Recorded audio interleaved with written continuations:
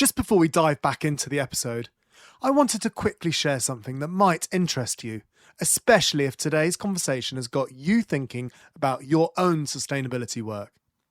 Some of the things we hear most in this industry are, I wish I could connect with other people doing this work, or I'd love to turn my sustainability expertise into something more. Well, 51 to Carbon Zero, the sponsor of this podcast, have created their own referral network. And it does exactly that. This isn't about selling you something, it's actually about helping you make money while building the sustainability community we all need. So here's what's in it for you. First, you get to join a genuine community of sustainability experts who share knowledge, refer work to each other, and solve problems together. So, no more working in isolation. Secondly, there's real money involved.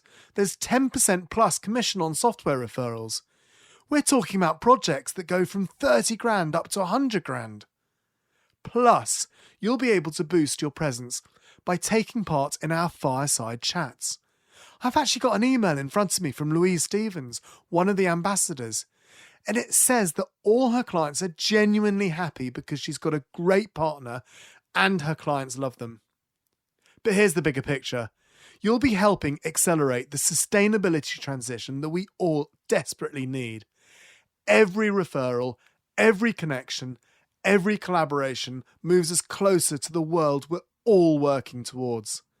If this resonates with you and you want to earn some extra income, click the link in our show notes to become a 51 to Carbon Zero ambassador. Okay, back to the show.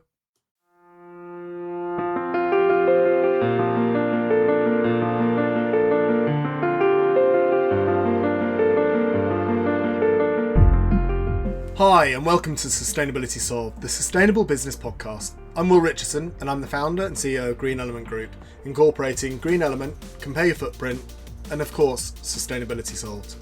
We've been empowering organisations to manage their environmental impacts for a just and sustainable world since 2004.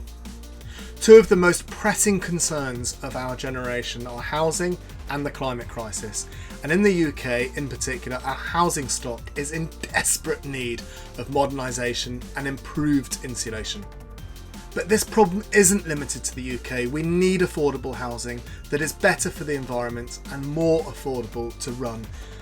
But how do we get there? Today we meet two people taking very different approaches to sustainable housing.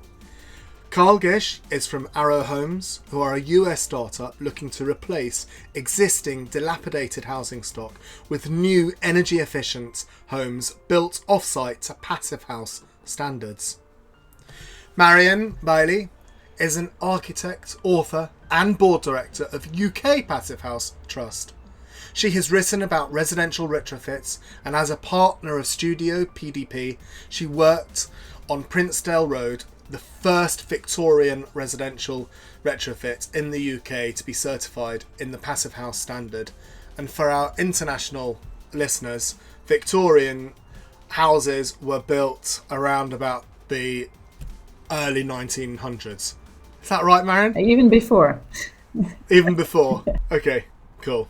Carl and Marion, thank you so much for joining us. I'm interested to hear about both your different approaches to sustainable housing. First of all, can I ask you both to give us the case for creating a more sustainable housing your way? Marion, maybe we'll start with you. Well, I mean, with my expertise in retrofit hat on, I suppose, I would say that the most important thing is really to make the most of the stock that already exists. And there is quite a long way to go to make our existing homes fit for the future.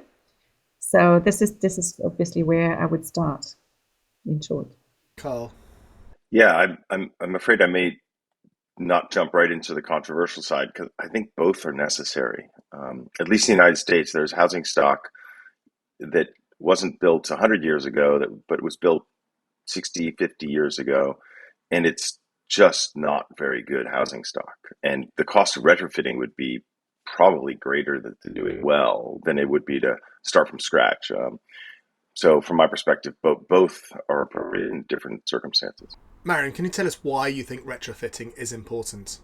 So, first of all, we have 27 million dwellings in the UK, for example. 20% of the stock is Victorian, which is single glazed, mostly with solid brick wall, which is vastly inefficient. When I say vastly, is maybe 5 times worse than what you're talking about, Carl. So there's quite a lot of kind of impact to be had by addressing the performance of these buildings, this housing stock. And then there is also obviously the cavity wall constructions that need to be retrofitted, which are not always filled with insulation. So that sort of post 1920s housing stock in the UK also needs to be addressed. And as you're saying, Carl, I'm working at the moment on 300 units which have been built 12 years ago, which are underperforming to the standard that they were designed to be achieving. Not even the standard that we should achieve today. So I'm retrofitting that right now. So, we need to make it, we need to address the inefficiency, but more importantly, the reason why we need to address this inefficiency is because we need to move away from fossil fuel. And at the moment, 87% of the housing stock is heated via the gas network. So we've got to decarbonize that space heating, how we call it. So the first thing is to reduce the demand and then electrify. This is what we need to do to address the climate change emergency that we are all facing. So this is the key reason: is keep people comfortable and at the same time address the issue of obviously climate breakdown. That's great, thank you. No, it's brilliant. And Carl, what are the merits of creating new sustainable housing? I think there are manyfold. First off, you obviously don't have to deal with the constraints, if you will, of an existing structure and replacing, whether it's insulation or adding more walls or ripping out the HVAC system, the heating system, etc. And that's the approach we've taken. We've said, look, in the United States, there's about 5 to 6 million, depending on the year, new homes built a year. And we have depending on who you speak with, a shortage of homes, about 5 or 6 million. On top of, in the UK, I think you said, Marion, 27 million homes. In the US, it's 86 million single family homes. And the average age of those is something like 43 years, 42 years. So there's clearly a need. We're building new homes.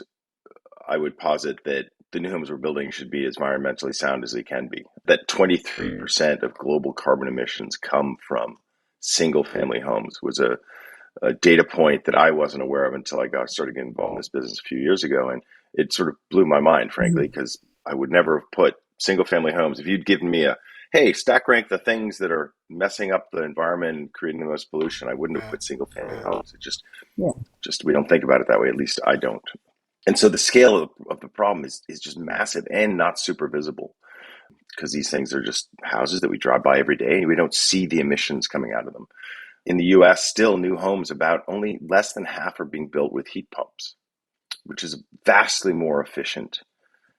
The kind of insulation, the kind of envelope, just things that if you set out to build an environmentally sound home, you would do, just aren't done today. It still blows my mind that in this, especially this year with all this stuff going on around fires and disasters and everything else, we're still building it the same old way. And I think that's the case in most countries, frankly. So I guess my position, if you will, if I had to take one, is that there's really no excuse for us to be building homes that are so deficient anymore. The technology's there. Sure, they may cost a little more, but if you do them right, they'll end up paying for themselves within years. The first homes we're building actually get to net zero. So they offset the full embodied carbon of building the home after 16 years. I'm going to be asking more questions around that a bit later on. Yeah. So it's doable, and we need to do more of it, is sort of my position. And Carl, you come at housing from quite a unique angle of brand and marketing.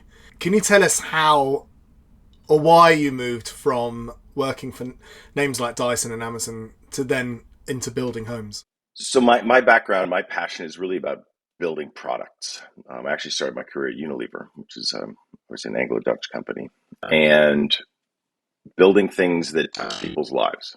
For whatever reason, that was my passion in early on in my business career, and it remains it. And frankly, there's nothing more important in terms of product than the home that somebody lives in. If you think about it, it's the biggest, most expensive, most important product we'll ever use.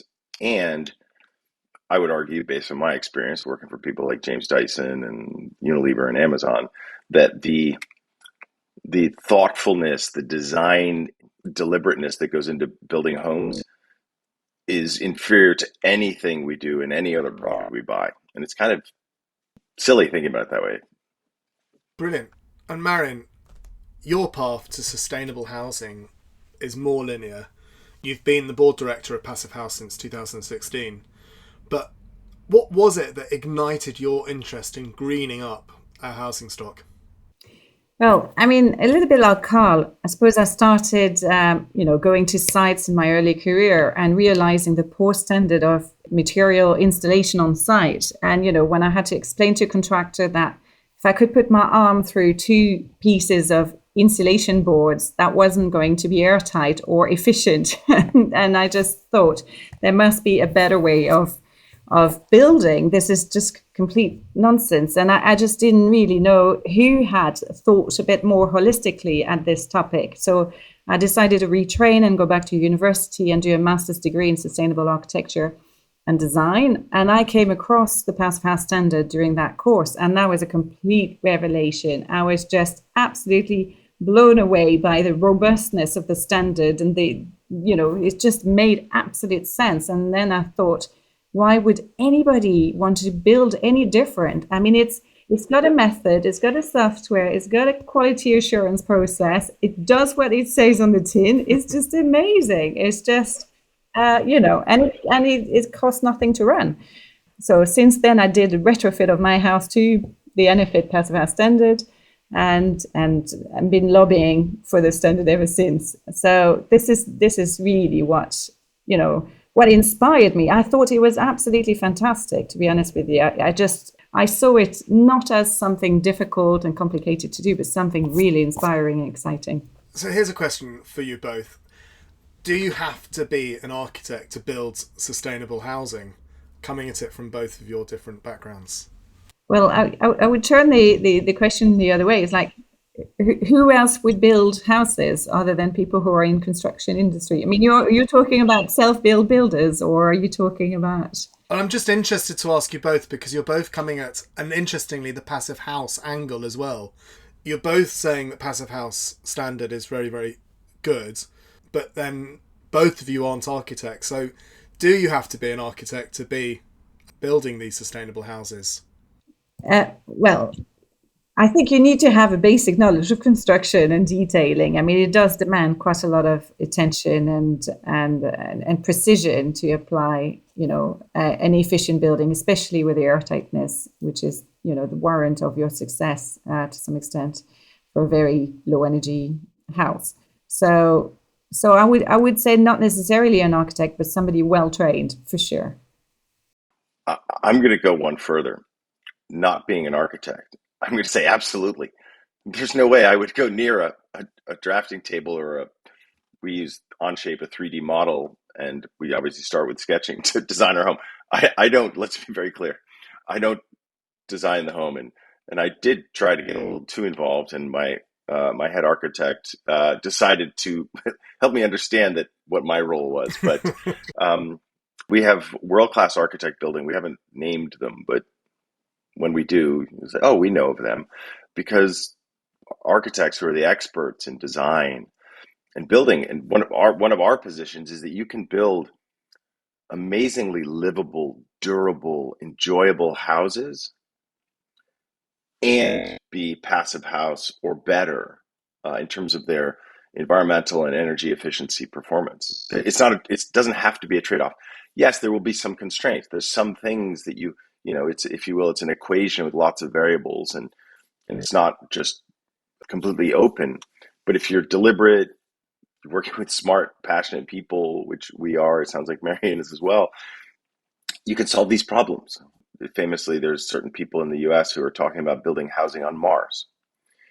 So if we're actually working on that today, and it's probably possible, but we're sitting here building homes without insulation or leaky, with burning fossil fuels in my attic. I have not retrofitted my home yet, but I do have solar. But literally, it's sort of, like I said, it sort of blows your mind for me anyway, when you step back and look at it and put it in context. Good. What I wanted to do is level that playing field and just recognize that both of you are actually coming at it from the same place. And although you've got different backgrounds, you're actually trying to solve the same problem in a similar way. And I think this is what excites me so much about talking to you. So my next question to you, Carl, is you're using machine learning to identify potential plots that have energy efficiency potential. Can you tell us a little bit about that? Yes, we are using sort of large data models to identify properties that we think are particularly well suited to our design.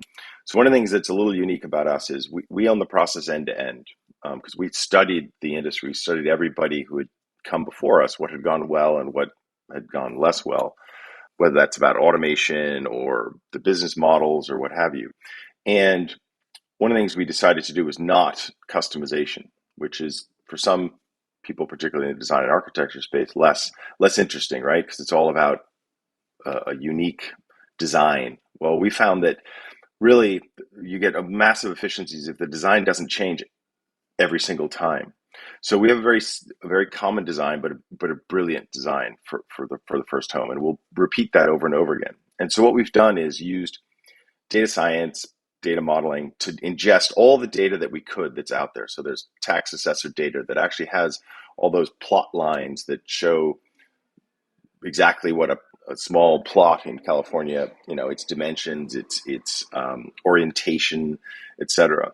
Along with all the MLS data, which is, I'm not sure if you guys have MLS in the UK, but it's basically all the real estate data, all the history of the home, all the appliances, the envelope, the footprint, etc., sale history, what have you. So there's all this data, public sources and otherwise, that we ingest, and then we say, hey, based on our criteria, let's build an algorithm, if you will, that tells us which properties are best suited for our home design. So we end up going out and buying. The traditional process is, if you're going to rebuild an old end-of-life home, buy a lot, design a home, permit the home, build the home. We invert that. So we can build the home, because we're doing most of the construction offsite, before we even bought the lot. So we actually buy lots that fit our home as opposed to the other way around. Does that make sense? Yeah, it makes complete sense. Yes, that's very unusual. Yes, time will tell, but we think it's, again, we try to learn from the things that, other people's mistakes, we like to say. It's like, let's not remake mistakes other people have made. It's fine to make original mistakes, but for not to do that too much either, but certainly not mistakes that other people have made. That just doesn't make sense. How does technology play a part in planning and surveying your retrofit projects, Marion? And what are you doing now that you couldn't do 10 years ago? In retrofit, there's been a couple of key changes, I suppose. One is just to piggyback a little bit on the kind of MMC type of construction. There is something called energisprong, which is probably the closest to kind of prefabricated elements to retrofit existing stock. So it's worth mentioning that there is a little bit of inroads from some about applying that technology to the existing stock. But the key things that have changed since I started on the retrofit journey 10 years ago is the combustibility of materials. So since Grenfell, obviously now this is a straight no. So that means that we need to work with vapor open materials as opposed to closed cell type of foam boards and that sort of thing. So we're working more and more with more natural material as well, which helps on the embodied carbon whole life cycle aspect of the project as well. So that's changed. And the other thing that's changed is some technological advances, in particular in London, in conservation area. It's very difficult to change windows for a standard double glazing. That's not possible. So there is new products on the market that are vacuum glass panels, which are double glazing, but extremely thin. They're only about 6 or 7 millimeter overall, but they perform like a triple glazing. And for me, this is a game changer for conservation area in the historic context. So I'd like to see more of these. The other technologies that we apply is the air source heat pump, MVHR. They haven't really changed in the last 10 years, in all honesty. The key thing that I'd like the industry to focus on is user controls. This is still something that is not well thought through, especially when you have several pieces of equipment such as air source heat pump, MVHRs, and other things. You have lots of different controls that operates differently and are most often impenetrable. So a few ideas of what works and a few on what I think needs a little bit more work. Lovely, brilliant. And I'm interested to know about the difference in timescales between retrofitting and factory building homes. Marion, I imagine retrofitting is not a quick process. So aside from getting planning permission, how long does that process take, please? So not all retrofit need planning. So obviously, if you do the work internally, you don't need planning. You need planning for extensions or buildings in conservation area.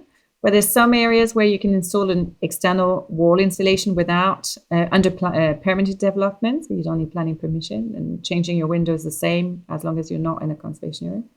So there's a lot you can do without planning.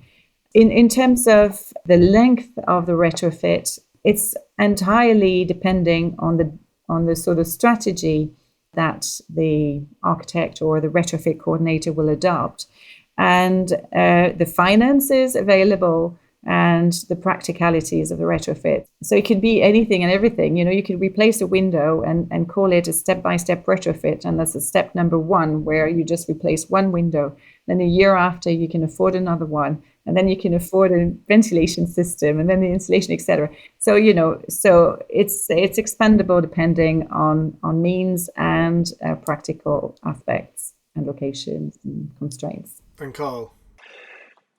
Yeah, we have our approach has the benefit of being able to be much quicker than traditional construction for a bunch of reasons. So our goal is to get from when we can close on or own an old property, end of life home that literally is either will require massive renovation or is better to be replaced, to having a certificate of occupancy, being able to sell to a new family within 90 days. Right now we have line of sight.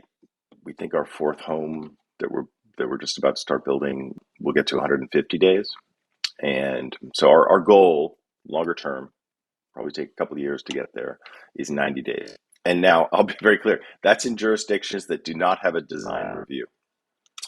Because as soon as you add design review, as I'm sure Marion knows, and you get a bunch of people weighing in on design panels as well, so don't criticize. Yes, the review panels that are open to public comment, it just everything goes out the window, right? Because literally I've heard this. Well, that eave, I'm not sure I like the eave of that design. It's like, what? We're talking. I mean, it's a little crazy. So we're very focused on jurisdictions that do not have that. They have very clear and very rigorous design codes, things thou shalt or shall and shalt not do, and we adhere to those.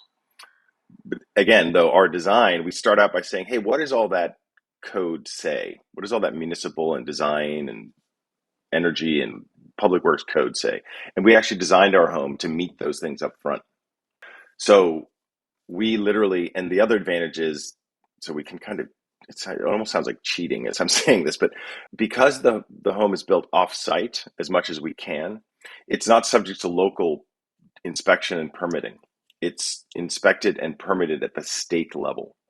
And that state inspection and permitting supersedes any local jurisdiction vis-a-vis building, not public works connections, i.e. fire, water, etc., not landscaping, not the zoning, but the actual building code itself. So that makes it way more efficient for us to be able to build in a consistent, almost like a product, like a car or a Dyson vacuum or whatever else, that we're doing the same thing over and over again and getting better and better at it, and being able to be very efficient using lean manufacturing, one thing and another, to drive efficiencies into this process. In the US, it takes at least 18 months generally for a new home to be built in what we call infill, i.e. replacing homes that already exist.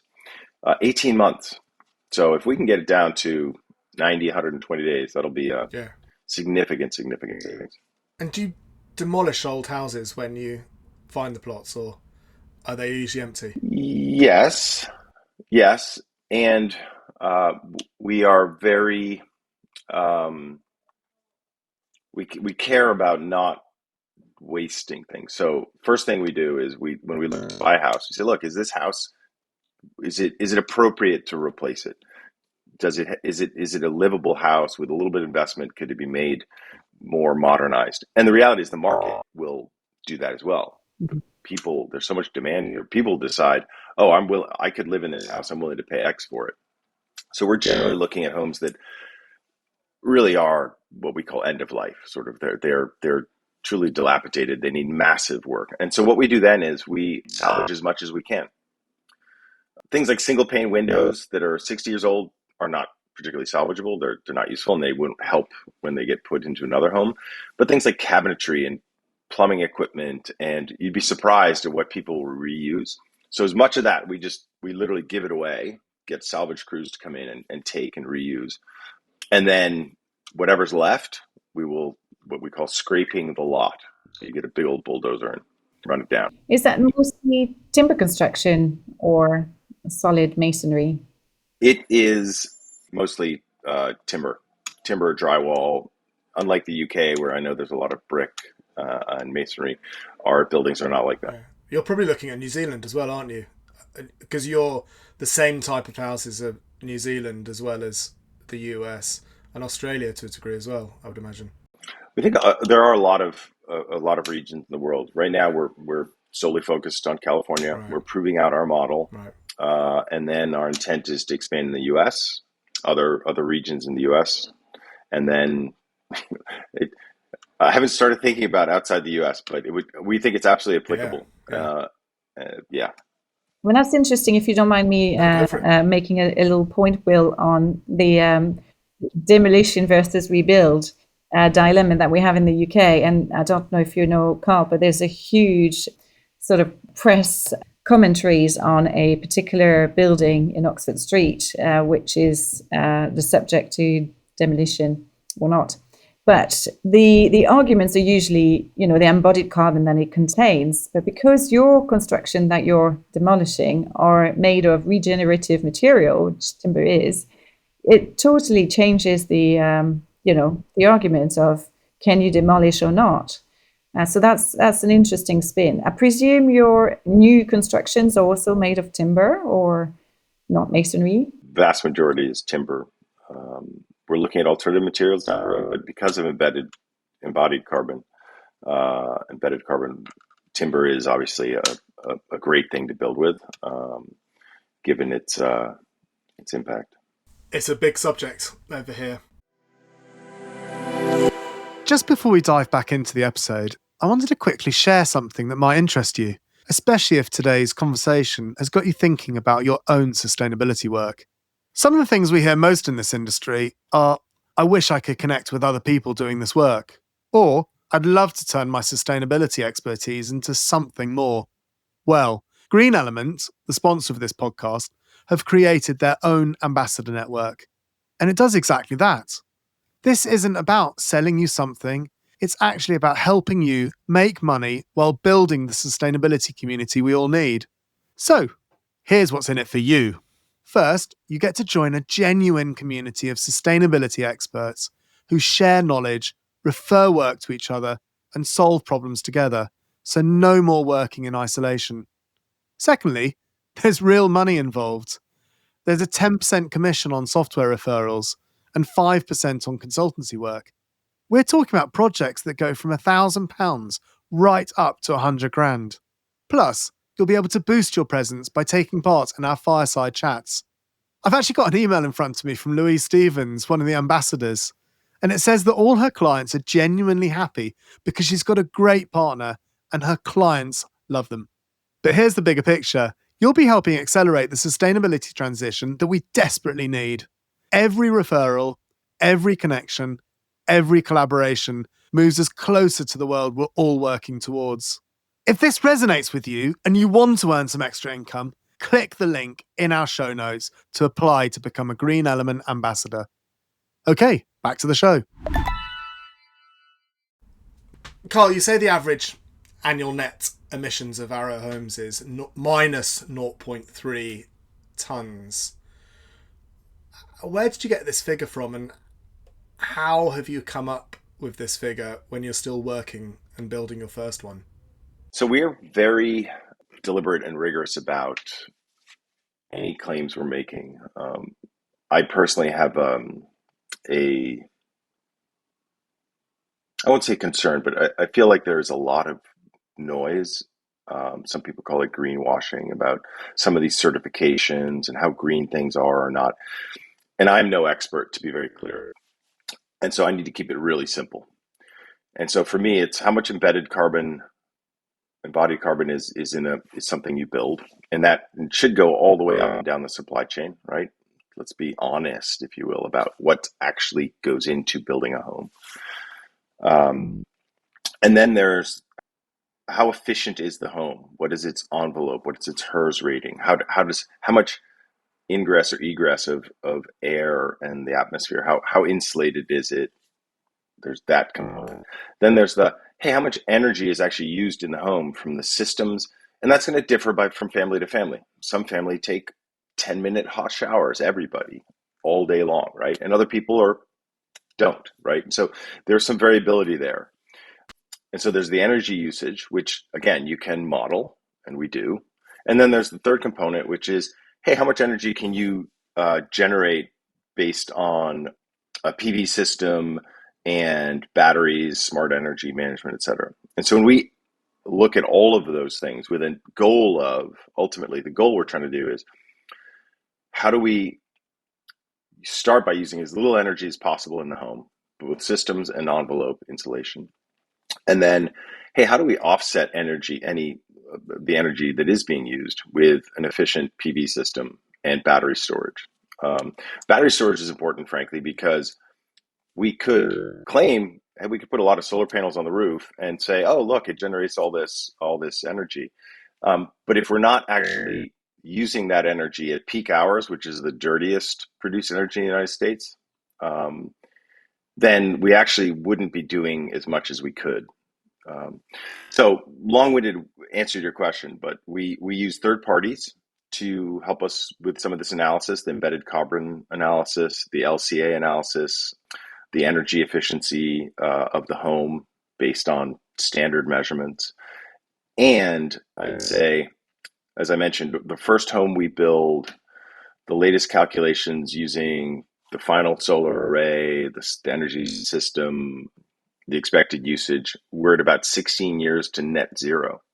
And Marion, you may be familiar with some of this. I haven't been able to find a ton of data on residential housing of how many homes are actually built that are truly net zero. Like, how long does it take to get there? There just isn't a lot of good data. I did read about a home in Sweden that was called Villa Zero. And they got to net zero after 10 years. I don't know how they, who or what body said, 10 years is the benchmark. But they're claiming, we're a zero carbon house because we get there in 10 years. And that's the only one I could find that had some real substantiation. So the picture is probably worse than we probably assume in terms of how much embodied carbon there is in the homes that we're building. And personally, we believe that the more visibility, the more transparency there is, the better. because we can all be working on this and different industries, different aspects of it. And it's important we do, because if we're not actually starting with what's actually the data, like what is the impact of a home, then we're kind of bubbling around in the dark from my perspective. Yeah, if I can just answer this, Will, if you don't mind, there is some definition of net zero in the UK by the LETI guidance in particular, and the UK Green Building Council as well. So it's pretty well understood, but obviously not everyone plays by exactly the same operational energy demand as each other. So I've got several clients who've set their energy use intensity, as we call it, to different targets, and therefore their definition of net zero is concluded slightly differently. To remedy to this discrepancy between calculations, the UK is in the process of creating a building standard for net zero, the UK Net Zero Carbon Building Standard. That's what it's going to be called, and we'll aim to to align everybody and all sectors as well, and retrofit as well. So hopefully that should help. But it also depends on the speed of decarbonization of your electricity grid. So obviously, if you are 100% relying on electricity in your building, you can call yourself net zero carbon once the grid is 100% decarbonized. So that also will play a role, as well as the embodied carbon. So it will vary per country for sure. Yeah. I liken it to what you're looking at the life cycle analysis of vehicles. In Europe, it's lower than in, say, the US, where you've got a heavier reliance on fossil fuels. Yeah, not surprising. And I agree with Marion. It makes sense to have a common, well-defined standard, and remove sort of some of the, I won't call them games, but the machinations that happen around, interpretations and claims and everything else. My sense is it should be pretty binary. It either is or isn't. Marion, you recently went back to visit the homes you wrote about 10 years ago in a book. I know you can't reveal too much, but can you tell us a bit about what you discovered and how they fared? So just to kind of explain a little bit, 10 years ago, the government wanted to illustrate how to reduce CO2 emission by 80% for residential housing stock in the UK. And they've invested £15 million to retrofit 100 houses. So that was an absolutely phenomenal learning curve for the whole industry, and it produced some fantastic examples. So I took 20 of these 100 retrofits and I wrote a book illustrating to everyone, depending on the construction type of your house, what you could do with it to bring it to 80% carbon reduction. So at the time, the focus was to reduce carbon emission by reducing the gas demand to minimum. Now the shift is to electrify space heating, so it's slightly different, but nevertheless, to look at these properties again, or 10 of them 10 years later, is really helpful to understand in terms of fabric efficiency terms what has worked and what hasn't worked. Because a lot of people might say, oh, you're putting these airtightness tapes. How do I know in 10 years whether they will work or not? Well, now we do know. So we've retested all these houses that got tested 10 years ago. And we can say that the airtightness has totally remained. The fabric has really performed quite outstandingly, or let's say continuously well throughout the 10 years. So there isn't any change. So our conclusion are relatively sort of uneventful, which is exactly what we were trying to see. The main issues is around maintenance of the building fabric, as all building would go through, and that creates issues. And the maintenance of complicated services, and also the management of difficult controls, which I mentioned earlier on. So these are the key aspects. There is some issues around windows and door seals that have given after 10 years. And so the airtightness has worsened a tiny bit, but is really marginal when you look at an airtightness of 15, maybe in some properties it's gone from 1 till 3, which is still excellent in construction terms.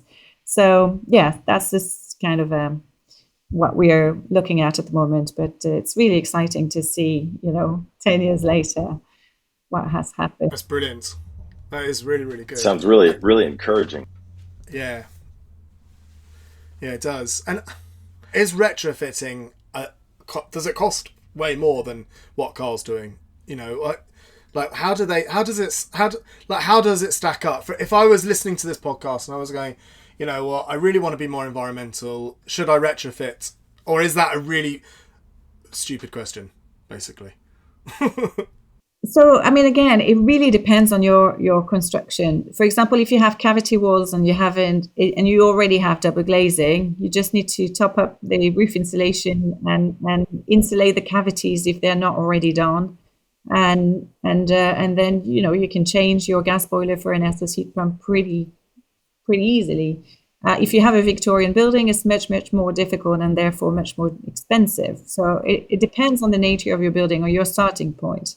So there isn't one rule for, and also obviously you could do step by step. So you could do, just the windows first and then the rest, etc. So you could spread it in time. Brilliant. Okay, that's cool. I don't know per square meter how much for example, the 20 case studies that I've looked at compare with Carl's cost.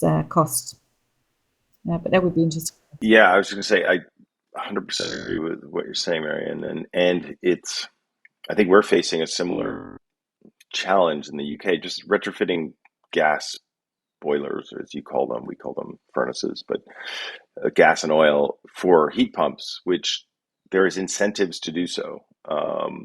They are factors more effective and efficient, and not using as much fossil fuels. A lot of our utilities are still fossil fuel here, but way more efficient, and people aren't doing it. So I think part of the challenge is just human behavior. And so we take that out of the equation, frankly, in our effort. And as I said earlier, but I believe both are absolutely necessary, because we're not going to tear down all these beautiful Victorian homes that are made of, masonry, and they do need to be made more efficient. In the U.S., though, there's, and I assume it's the same, getting a tradesperson to come out to a building, and the commuting time and the setup time and just the inefficiency of doing that work in an existing building and retrofitting it versus doing it from scratch and off-site. So our labor costs, because we have a plant in Sacramento where the wages are just lower than they are in where we're building the homes in more expensive urban areas. It's just way more efficient to do it the way we're doing it. There's an adage in the US that every single family home is a prototype. And you can maybe relate to this, Marion, from an architecture perspective. And it's kind of true. And for me, ultimately as a product person, that kind of blows me away. It's sort of like, wait, there's 86 million of them, and we did that. Every single one was basically a prototype, except for the row homes they did in the 50s. And it's sort of Groundhog Day every day. It's like there's people putting wood walls up with hammers and nails and lifting them up and attaching everything. And it's the biggest industry that hasn't really changed in 50, 70 years, at least here. And so there's just so much opportunity, frankly. Yeah, I can imagine. They should come and have a look at the Victorian terraced houses. There's millions of houses looking exactly the same. I know. I've spent some time in England. I have family there, and so I'm familiar with it. And it's charming. It's lovely. It doesn't have to be. Yeah. So humans. I know. Interestingly enough, Chris Stark, who's the CEO of the Committee of Climate Change in the UK, says that the number one issue to overcome for retrofit to happen isn't money, isn't the technology, isn't the details or the skills. It's the willingness of the individual homeowners to go through disruption within their home. And that is absolutely true, I think. And so it's how you motivate people to go through. I don't know if you've done a significant retrofit in your property, but, you can't really live in it if you're doing anything Yeah. significant. And then how do you sell this to people? Fancy moving out of your house for 6 months. It's not very attractive. So I think it's No. I mean, obviously that's for a deep retrofit.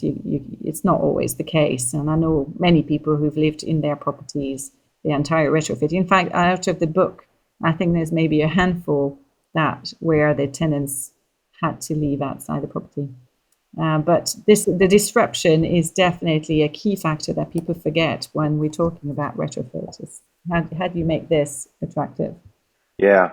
No, and it occurs to me, I'm going to a lot of these Victorian homes are very similar. They had windows that were all produced identically, whatever. I wonder if there wasn't an opportunity for bringing some technology and some productization to the retrofit market in the UK, where you could literally have window kits, door kits, installation kits that could be pre-configured in such a way that, again, I'm not an architect or a construction person per se. And of course, there's the reality of, yes, you still have to take the casing out of the concrete setting, and that's non-trivial. I know all those things. And it's like, man, I wonder if there's a better way. Yeah, I mean, the complexity also is the fact that it's you don't have a single owner for the entire street. If that was the case, Right. it would be easier to implement a street retrofit. But in terms of kind of technology that's helping making a retrofit faster, for example, there is one example in my book where somebody has developed a sort of scan of the space so that they could dimension the external walls very quickly and then prefabricate the insulation boards off-site and just come and in one day fit all the insulation to all the external walls, but internally, and Bob's your uncle. So, that I haven't been back to that property, I have to say. I'd love to see how it performs today. Yeah, there is ideas along these lines to make retrofit faster. Carl, I noticed Aro Homes plan to use Hydroloop technology in your builds. It recycles 85% of the water in your home. Can you tell us a bit about that? Because I thought that was really interesting, because it's something that I thought we in the UK could possibly put in to our homes as well. Yeah. So our first home, it's actually going to be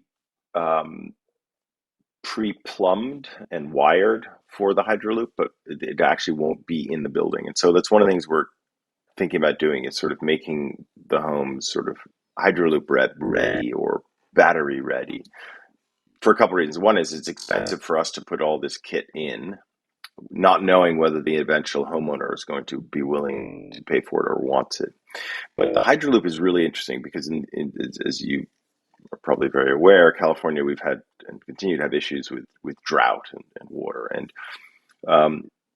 gray water or reclaimed water from things like the sinks and washing machine and dishwasher, what have you, is absolutely can be made literally to potable levels, but for use in irrigation or plumbing, toilets, etc., just makes perfect sense. I don't think I know it's not mainstream yet here.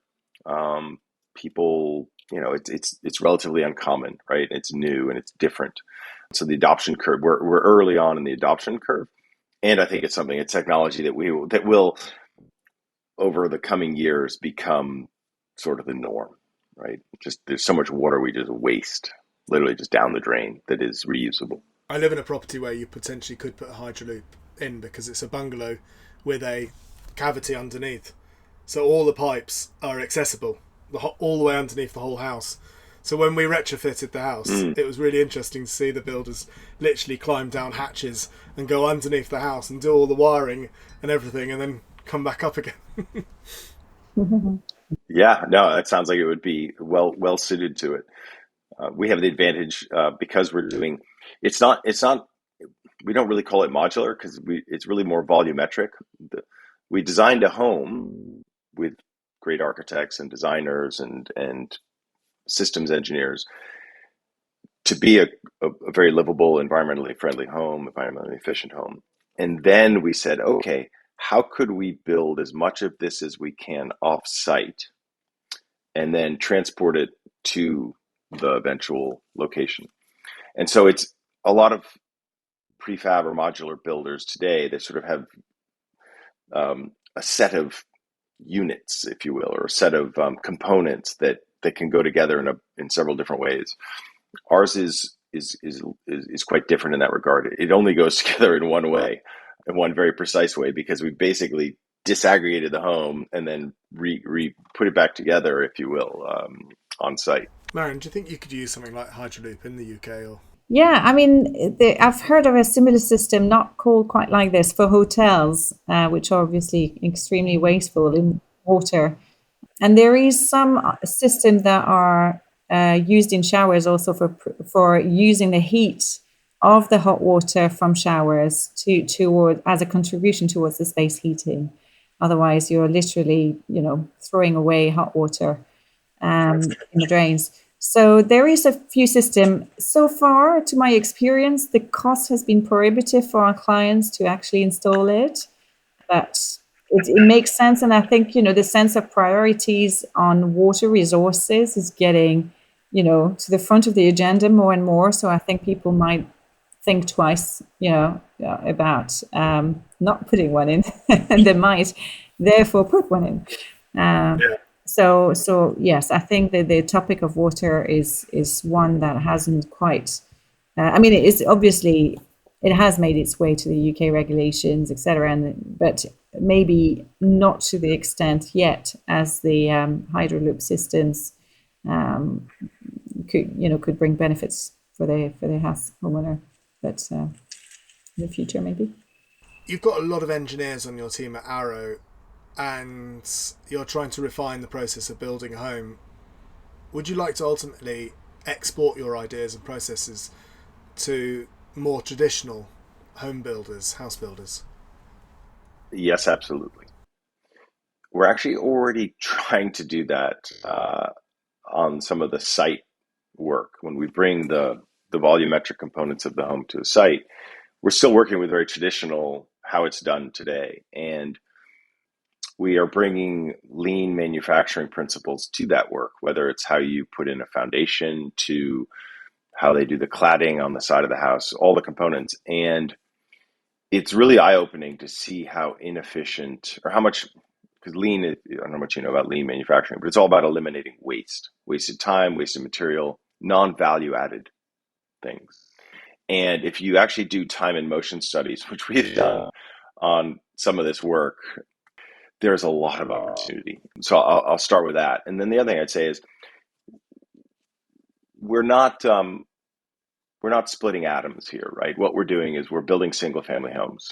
Today in the US, they call them stick built because they are made of wood and they literally are nailing sticks together, large sticks. If we can demonstrate a slightly more efficient, maybe a lot more efficient way to build houses, build structures that works against the objective measures of cost, quality, environmental impact, etc., aesthetics, we think we could potentially influence other builders and the industry. And that, frankly, for us, because if we become wildly successful, we build 1,000 homes a year, which is sort of our 5 to 7 year goal. We'll be a very large, successful company, and we will not be a drop in the bucket. As I mentioned, there's 5 or 6 million homes being built in the US every year. 1,000 is nothing.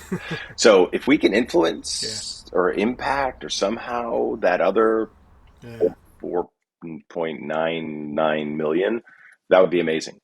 And so that is a big ambition, and it's something we'll do by showing it, right? That's the only way. If we're successful and other people see, hey, wait, what those guys are doing works, we should be looking at that.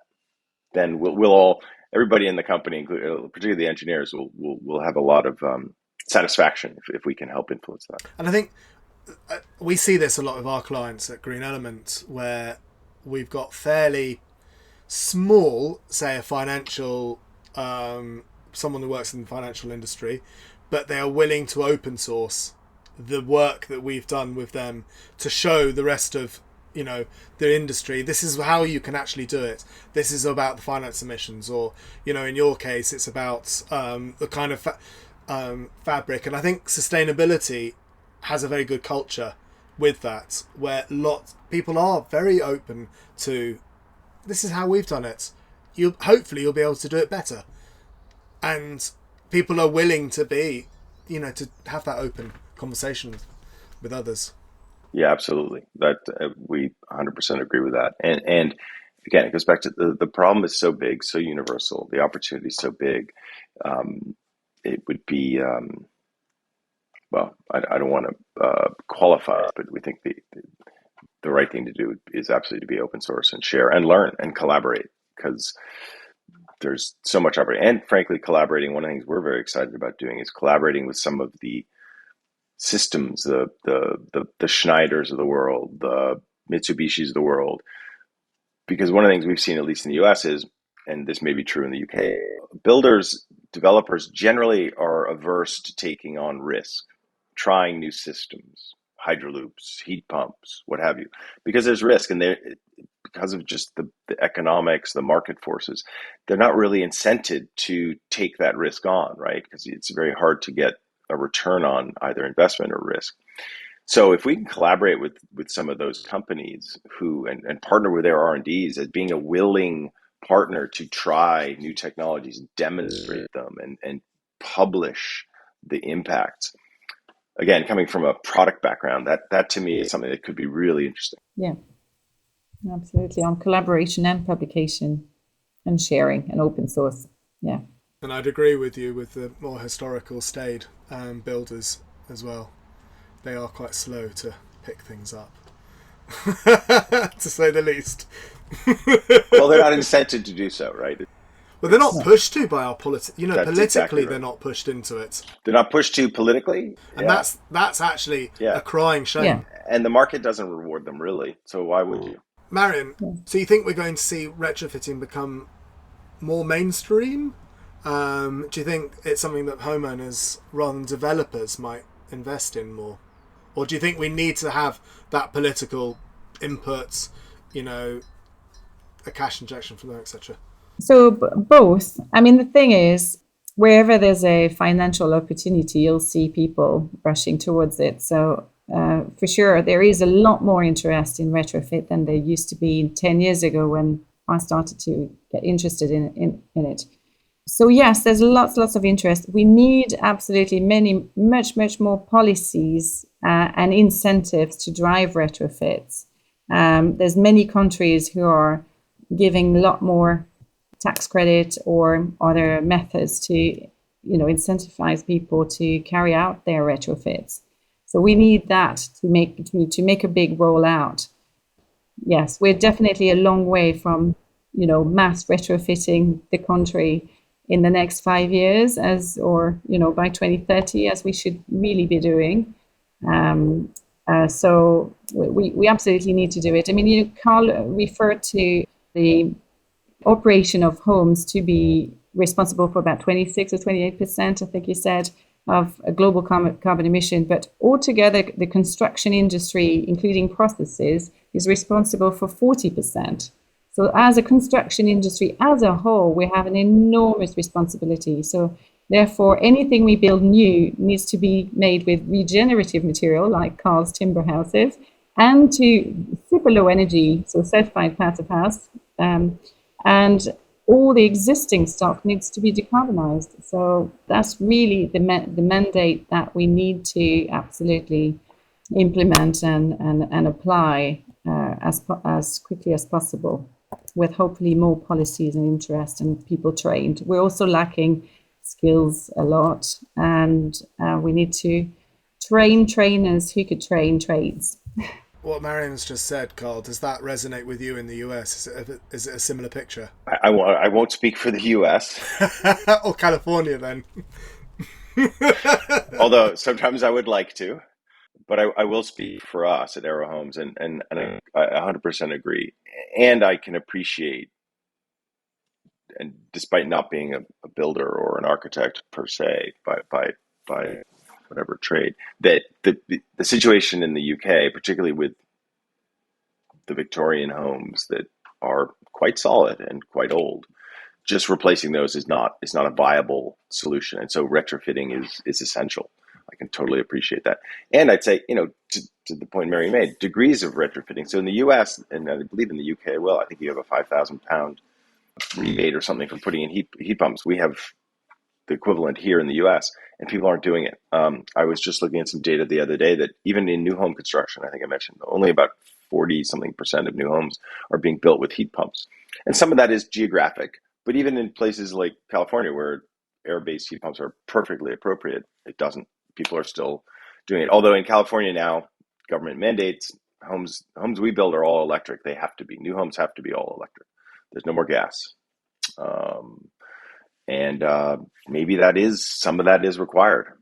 Absolutely. And so I think it's to Marion's point. It's a combination of solutions and approaches. Again, because the situation didn't happen overnight. It's taken decades, centuries, even, and it's massive. It's going to take a lot of work and a lot of effort and a lot of different solutions to get there. Brilliant. On that note, thank you both very much for coming on the podcast and talking to us at Sustainability Solved. Have you got any questions, or have you got anything to add to what you said already? No, I think if people listen to Carl and build only as he builds and the others retrofitted their houses, I think we'll be a long way to making a huge difference for the industry. So yes, I hope it inspires people to make a difference, and that it's possible. Brilliant. Thank you both. Very welcome. Thank you for having us. And that's it for this episode of Sustainability Solved, the Sustainable Business Podcast. Thank you to my guests, Carl Gish and Marion Baeli. I'm Will Richardson at Green Elements. For more information on Green Elements and everything we've discussed today, please check the show notes. And if you have any feedback or questions, you can get in touch with us at Green Element on social media. And don't forget to follow this podcast in your favourite app, and please do write us a review. Thank you so much, and see you next month.